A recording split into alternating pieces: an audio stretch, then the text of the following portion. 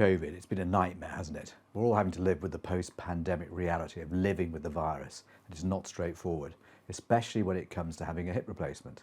I had to cancel a patient's surgery because he had COVID a few weeks ago.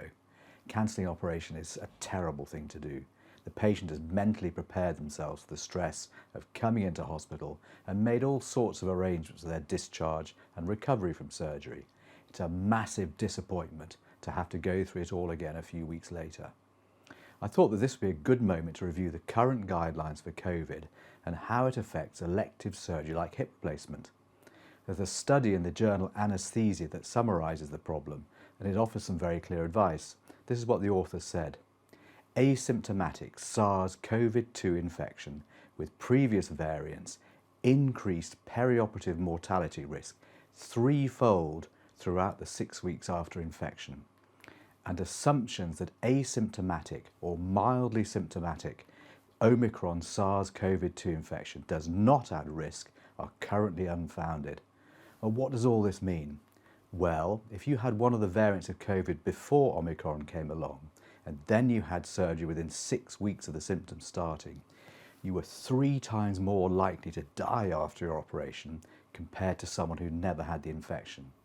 Even though the Omicron variant seems to cause milder symptoms, we still don't know yet if it's safe to proceed to surgery sooner than 6 weeks after the infection.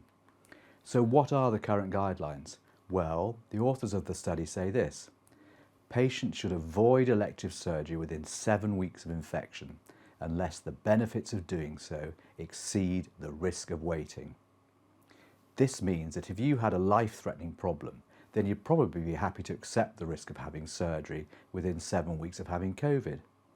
For hip replacement surgery, the sensible thing to do would be to wait for a couple of months.